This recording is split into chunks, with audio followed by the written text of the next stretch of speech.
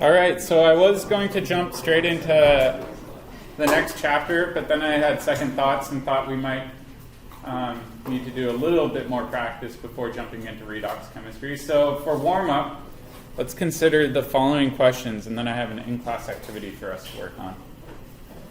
So in a beaker, you have 0.030 moles of nitric acid and 0.020 moles of potassium hydroxide that are combined to make 1 liter of solution. What is the pH? So this one's a little bit more complicated than what we've seen. And what sort of equation do I have drawn right below? It's unbalanced, and it's a neutralization equation, right? So in this case, it's important to remember that nitric acid is a strong acid. Potassium hydroxide is a strong base. You mix a strong acid and a strong base, and you'll get water and salt.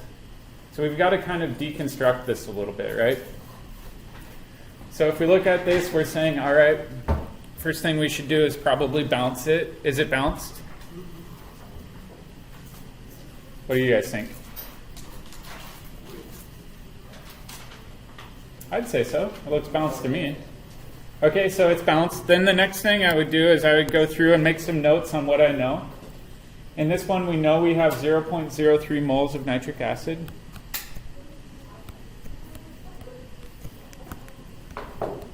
And for potassium hydroxide, we've got 0.020 moles.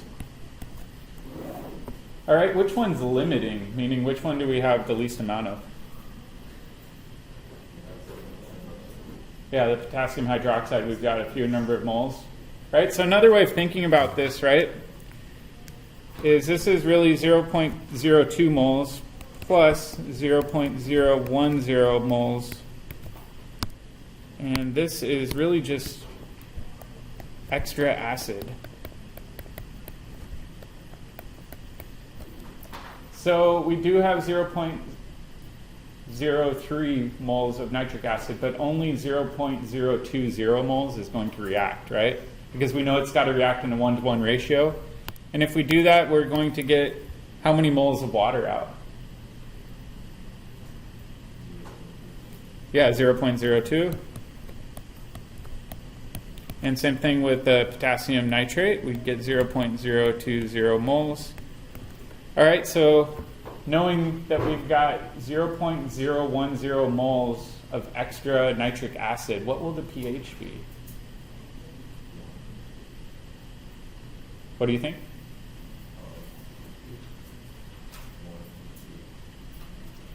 Well, let's go through and use the equation. What equation do you think we need? So we're trying to solve for pH. What does pH equal? Yeah, pH is negative log of something. Negative log of what? Yeah, concentration of acid. Okay. So after the neutralization's done, what's the concentration of our acid? Is it the 0.2 or 0.02 or 0.01? Yeah, the 0.01 that's left over, right? The rest of it all neutralized and reacted to form water and salt, which has a pH of 7. So let's plug this in. We'd say, all right, the pH must be negative log of 0.010. What is this going to be? Does anybody have their calculator?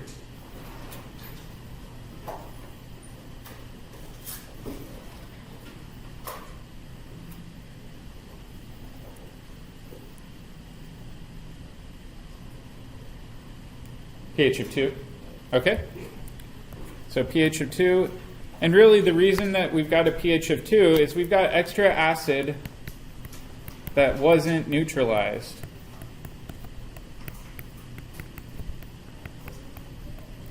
What happens if there's no extra acid left over? What would the pH be?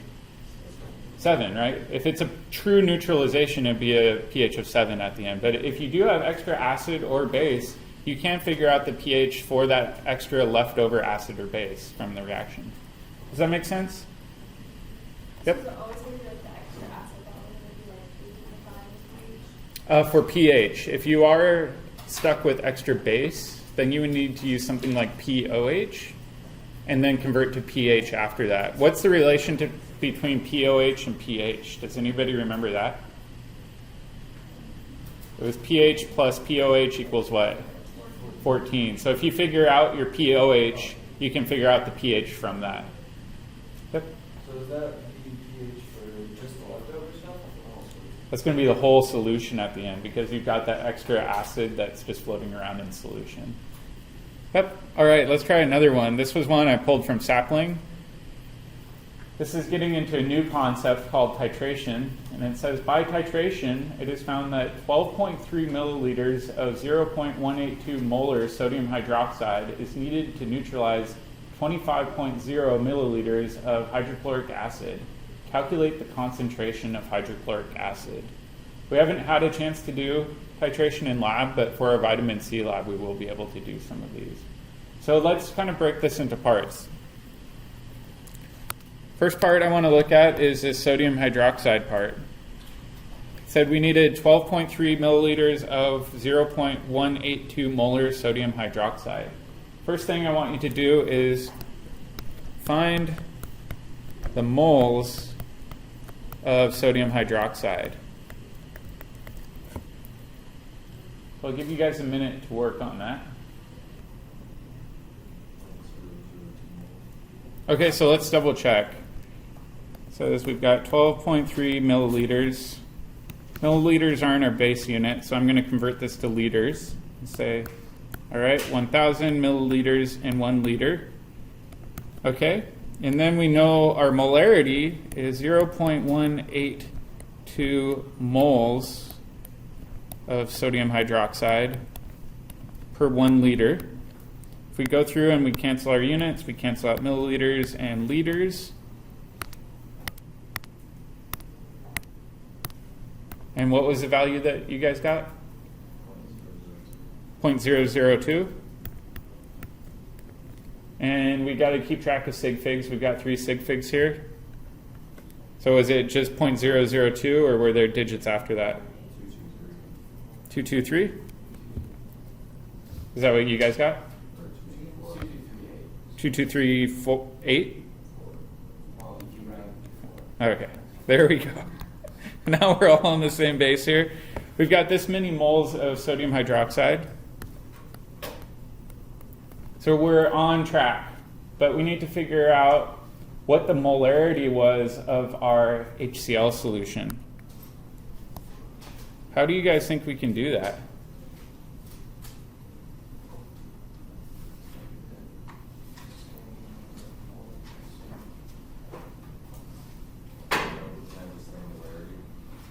Yeah, it would have to have the same molarity or have the same number of moles, something like that. So let's take a look at this. All right, we've got 25 milliliters. We've got to have the same number of moles, though.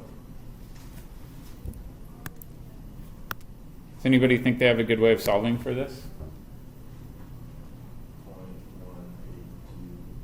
equals x over 25 milliliters. Well, let's do this a little bit differently. I'm going to just turn it into more of a word problem. So if neutralized,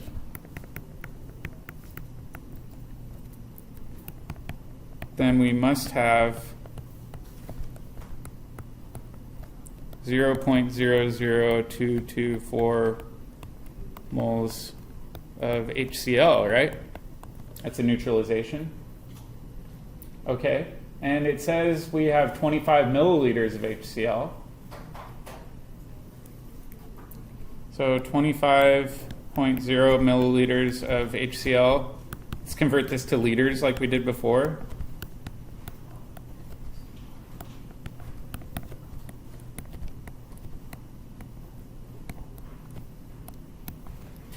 Okay, so we've got this many liters of HCl. We know we have this many moles of HCl. What do you think the concentration is going to be?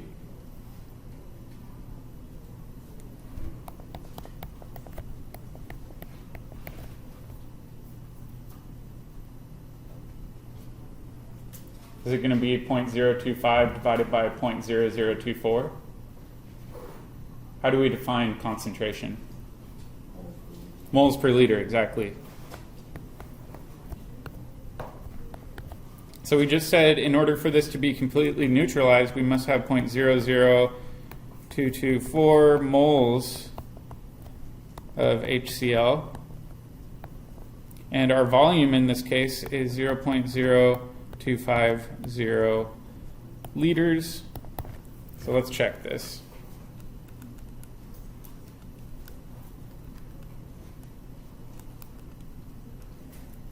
I'm getting 0.0896 molar HCl. Is that what you guys got? Okay. This is super duper steppy, so I'll show you guys a cool trick.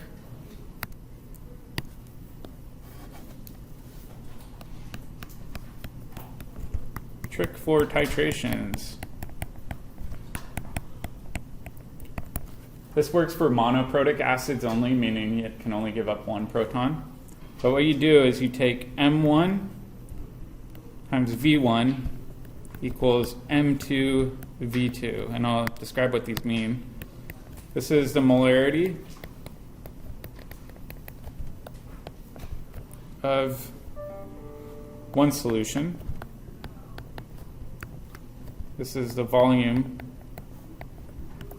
And this is the molarity of the other solution.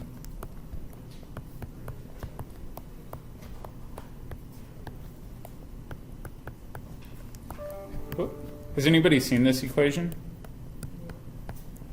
It's pretty easy, and I'll show you guys how we can manipulate this. So, for example, let's treat this whole section as sodium hydroxide. What was the molarity of sodium hydroxide again? Let's go up. It was 0.182.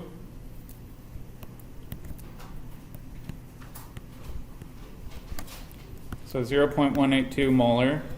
And then the volume that we had, if we go back up and check again, it was 12.3 milliliters.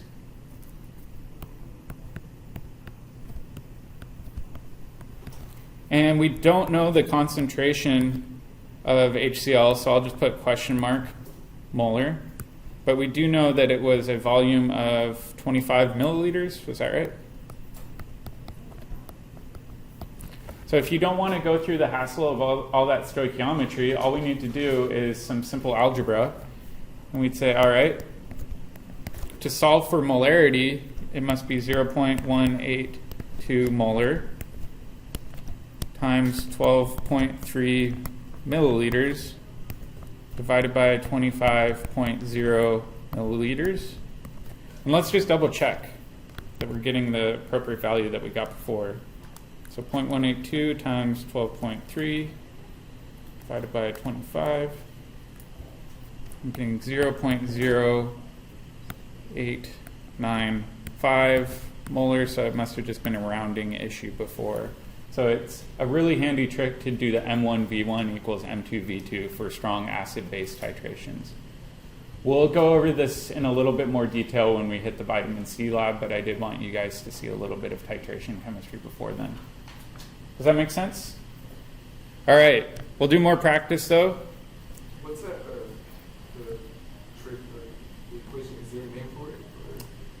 Not really. People just call it M1 V1 equals M2 V2. It's a really common chemistry equation. So let's go ahead and grab a practice worksheet up front if you haven't grabbed one already. And then what I would recommend doing is work with a partner. A lot of these are similar to what you might see on an exam, and try to show all of your work as well. All right, for those of you that are stuck on that first problem, the first thing we should do is always identify our acid or our base. So the question is, how do we do that? Typically, strong bases have hydroxide, right? OH in them. If we look at that top one, there's no OH in this guy over here, which means it's probably an acid, right? Another good way of telling this is strong acids typically have the hydrogen first in the molecular formula. So the fact that the H comes first indicates that this is probably going to be our acid. Okay, that means H2O has got to be our base, right? Because we always have an acid-base pair. Okay, So HNO3 is our acid. Is it going to give up its proton, or is it going to take a proton?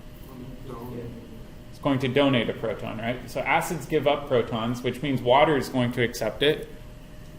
So water is going to be H3O. And does it have a charge if it's accepting a proton? Be positive, right? Protons are positively charged. Okay, so H3O plus would be one product. And then what's left over? What do we need? NO3 minus, right? It lost its proton, so it should have a negative charge. All right, now the next one below it looks pretty dang similar, right? We've got a H3O plus. So what do you think should probably be on the left-hand side? H2O. And in this case, because it accepted a proton, it must be a base. And what do you think our acid should be here? HBr. So HBr would be our acid. It's giving up a proton to H2O, turning it into H3O plus. And we've got a balanced equation here. So that's good to go. I'm going to just erase this for the time being. HBr is hydrobromic acid. It's a really strong acid. So you take HCl, that's a strong acid. HBr is even stronger than that. And then if you go down the periodic table, you can actually get to hydroiodic acid, HI. That's even more strong. So as you go down the periodic table on that right-hand side, you go to stronger and stronger acids. All right, the next one. We got OH minus. Is that an acid base? It's base. So it's got to steal a proton from somewhere. Well, there's a proton right here. So I'm just going to redraw this. But take one of those protons. Okay? So what charge should that carbon have now? Negative. If it lost a proton, it's going to have a negative charge. And then what about the OH? What does OH minus, what does it become after it steals a proton? Water, just H2O with no charge. Does that make sense? All right, so I'll let you guys try to finish the last two on your own, but raise your hand if you're totally stuck and I'll come around the room and help you. Yes, there might be questions like this on the... Typically on exams I'll have questions that are similar to like the first two. Yeah, we haven't learned much about organic chemistry yet, so I won't do anything too crazy.